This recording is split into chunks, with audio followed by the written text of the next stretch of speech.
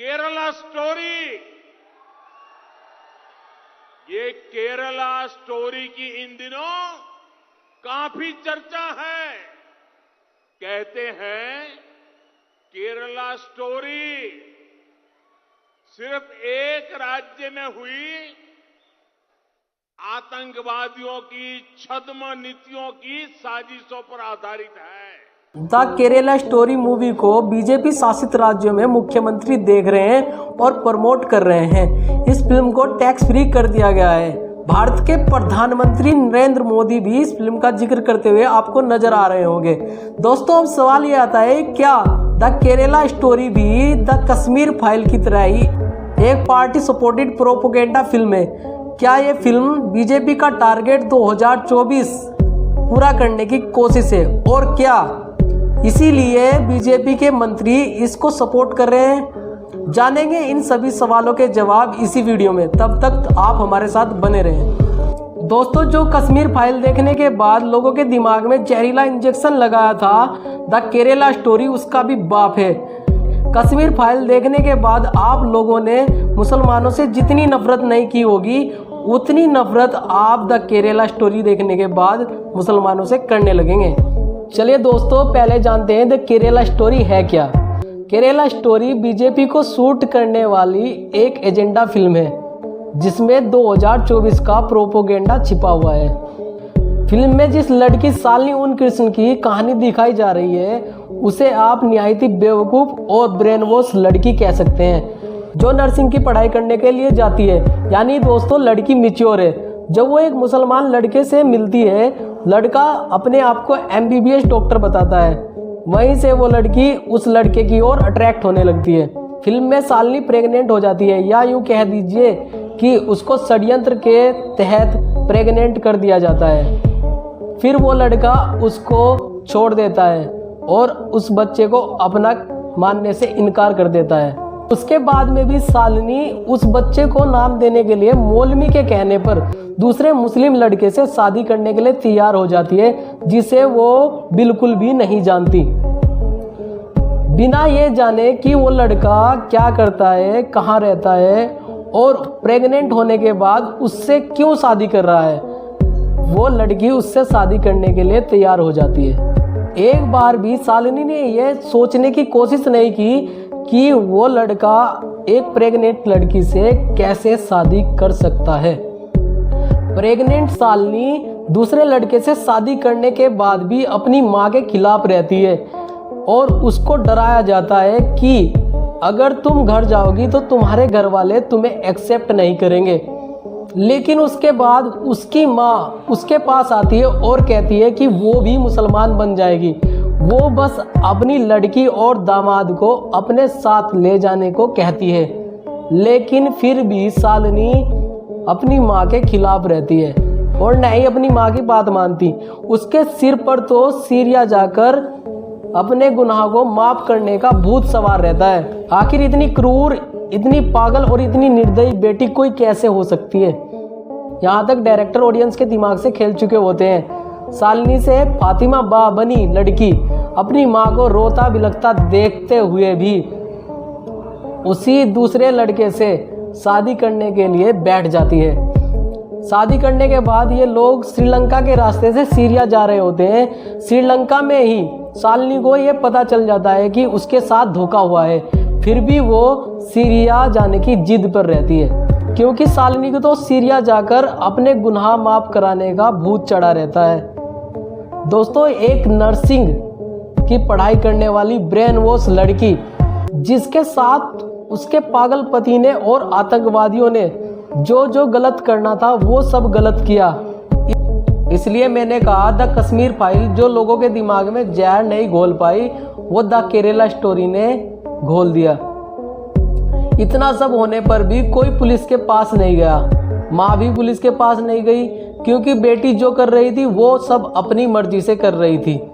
आखिर में एक क्रिश्चियन लड़की पुलिस के पास जाती है, जिसके साथ कुछ मुसलमान लोगों ने गलत किया था। तब जाकर केस दर्ज होता है। नर्सिंग का कोर्स करने वाली लड़की एक लड़के से प्रेम करके किसी दूसरे लड़के से शादी करने के बाद सीरिया पहुंच जाती है, क्योंकि मौलवी ने उसे कहा था कि तुम्हारे गुनाह सीरिया जाकर ही माफ़ हो सकते हैं। दोस्तों, जो लोग सीरिया में लड़कियों को सेक्स लीव बनाने के लिए भेज रहे हैं, जो ISIS के लिए काम करते हैं, वो तो आतंकवादी है ही। लेकिन इस फिल्म में बड़ी चालाकी से खास तौर से पुरुष मुसलमानों को अत्याचारी, दुराचारी, साजिशकर्ता और जाने कितने बड़े दहशतगर्द दिखाए गए हैं। पूरी फिल्म में कोई मुसलमान ऐसा नहीं था जो साजिशकर्ता ना दिखाया गया हो। सारे मुसलमान ISIS को औरतें सप्लाई करने वाले दिखाए गए हैं। सीधे तौर पर सारे मुसलमानों को तो दुराचारी नहीं कहा गया, लेकिन केरला के सारे मुसलमानों के लिए जो फिल्म ये संदेश छोड़ती है उसे रोका भी नहीं गया। अब बात आती है दोस्तों, ये फिल्म क्या साइड इफेक्ट छोड़कर जाएगी। तो दोस्तों, फिल्म को देखकर लगता है कि केरला के सारे मुसलमानों का एक ही सिंगल काम है, गैर मुस्लिम लड़कियों को सीरिया भेजना। ये फिल्म हिंदू और मुसलमानों के बीच एक बड़ी खाई खोदती है।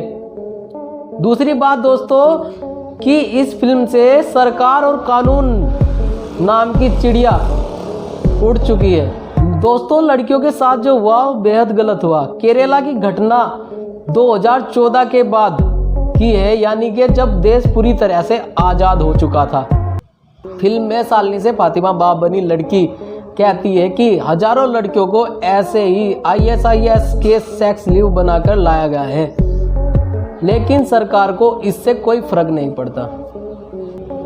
जबकि 20 दिसंबर 2017 को गंगाराम अहीर, जो कि बीजेपी के मंत्री है, राज्यसभा में उन्होंने बताया कि भारत के बहुत कम लोग केंद्रीय और राज्य सुरक्षा एजेंसियों के नज़र में आए हैं जो ISIS में सम्मिलित हुए हैं। दोस्तों, एक बात और, US डिपार्टमेंट ऑफ स्टेट की कंट्री रिपोर्ट ऑन टेररिज्म 2020 में बताया गया कि 66 में से किसी भी ISIS के आतंकियों को भारत 2020 तक नहीं भेजा गया। यानी दोस्तों, ISIS में भारत के कुल 66 लोग सम्मिलित थे, जिनमें से केवल औरतें नहीं थी, बच्चे और लड़के भी थे। दोस्तों, फिल्म के टीजर में 32,000 का आंकड़ा बताया गया था, लेकिन दोस्तों जिस वेबसाइट से ये आंकड़ा उठाया गया था वो वेबसाइट अब खुल नहीं रही है। हालांकि फिल्म निर्माता ने बाद में इसके डिस्क्रिप्शन को बदलकर 32,000 से 3 लड़कियों पर आधारित फिल्म को बताया गया है। लेकिन आप द हिंदू की एक रिपोर्ट पर नज़र डालेंगे जिसमें इन लड़कियों को भारत में बुलाने का इन लड़कियों ने इच्छा जाहिर की है, उस पर सरकार का क्या स्टैंड था ये भी आपको देखना चाहिए। द हिंदू के मुताबिक एक वरिष्ठ सरकारी अधिकारी ने कहा कि अफगानिस्तान की जेल में बंद 4 भारतीय महिलाएं जो अपने पतियों के साथ खुरासान प्रांत यानी ISKP में इस्लामिक स्टेट में शामिल होने के लिए गई थी, इनको देश लौटने की अनुमति नहीं दी जाएगी। केरल की सभी महिलाओं ने 2016 से 18 में अफगानिस्तान के नागरहार की यात्रा की।